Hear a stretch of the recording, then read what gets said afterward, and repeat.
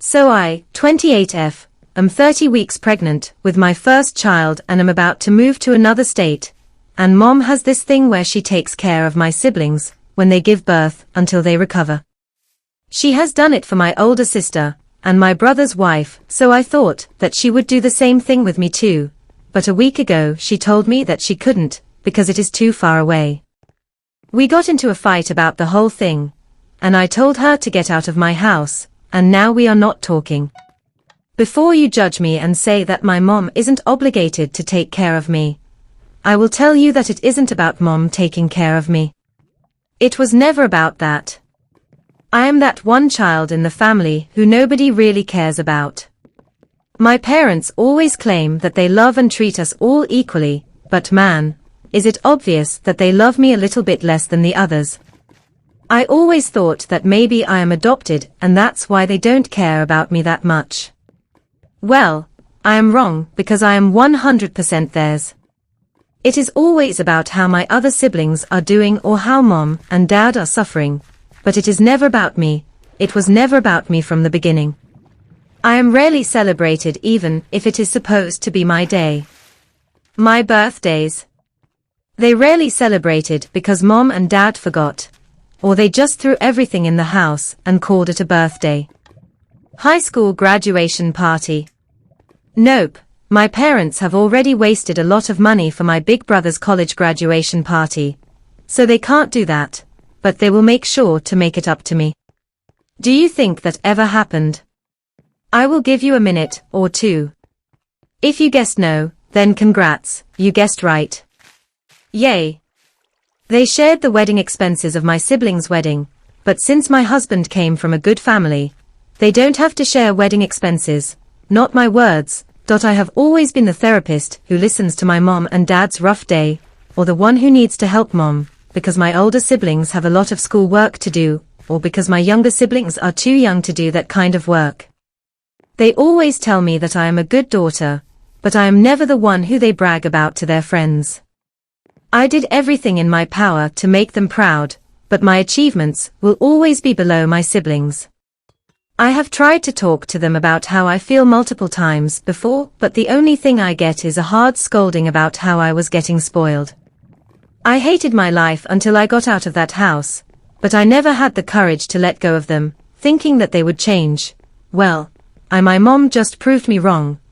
Mind you that my older sister lives a whole ocean away from us, but mom decided that taking a 10-plus-hour flight to another continent twice was not hard at all. But all of a sudden taking a 4-hour ride to my home was too much. Especially when I am in a place where I don't know anyone except my husband. I am so tired of them putting everyone else above me. So, I will make things right between us until I leave, because I don't want to end things on a bad note, and when I get to my new house, I will just cut all contact between us.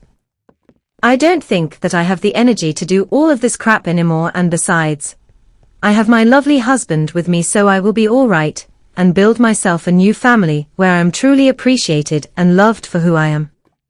Note: I am the third out of 5 children. My younger siblings are twins. Update: hello. First, I would like to thank everyone for their kind advice. I was honestly shocked when I saw all of these messages. I really appreciate it. A lot has happened since my last post.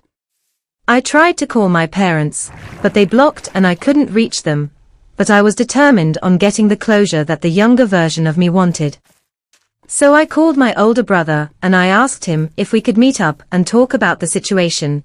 He told me that he won't meet up with me after what LVE done to our mother, and he berated me saying that I was an ungrateful person and that mom is in a lot of stress and pain because of me. I told him that it wasn't fair for him to just assume that I was the villain, and that he couldn't even understand my point of view, because they didn't treat him like they treated me my whole life. He knew that they treated me like their personal chef, maid and therapist for years, but they couldn't even give me the love and attention that I wanted for once in my whole damn life. He basically screamed at me through the phone that I was a piece of trash for saying that, and that mom and dad treated us all equally, but I was just a damn narcissist who can't think about anyone but myself. I tried to talk, But my emotions got the better of him, and I started breaking down on the phone, and he hung up on me. I even started asking myself if I was really the narcissist that my family seemed to think of me. But my husband came to the rescue and helped me through all of this, but the doubt that maybe I was in the wrong still lingered in my head. I guess my brother told my parents that I called him, because Dad called about 2 days after that and asked me to meet up at their house. I was about to say no, but I couldn't, because his voice was filled with remorse, so I thought that maybe, just maybe, we could get past the whole thing and I could drop the thought of cutting contact even if my mom doesn't want to help out. After like 3 days of talking to my dad, me and my husband went to their house to talk. I thought that it was going to be me, my husband and my parents talking, but they invited my brother and his wife. As soon as we sat, my dad started talking about how disappointed he was with me, and that things shouldn't have led to this. I told him that he was right. Things shouldn't have escalated to be where they are now, but I assumed that since Mom helped take care of my sister and my brother's wife, she would do the same, but she just favored everyone else above me, and it was frustrating. My husband was going to speak, but I told him not to. Everyone gave their opinions about it, basically blaming me, and then Dad asked me if I wanted to say anything to Mom. I told her that I was sorry, because I didn't want any type of bad blood between us before I close this chapter and move on with my life. But she didn't say anything back, and Dad said that we needed some time cooling off and setting some boundaries, and I guess that was it between us. In the next 2 weeks, we were packing and leaving the state. I didn't tell anyone about where my new house will be. Only once I got there and settled down, did I write a long message about everything they did and how I felt, and at the end of the message I told them that I was completely cutting contact with my parents and older brother. I changed my phone number and blocked all of my family from my social media.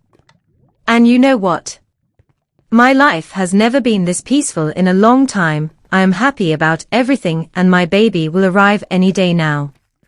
It is honestly stressing, but I love it so much. We hired a helper around the house, because why not?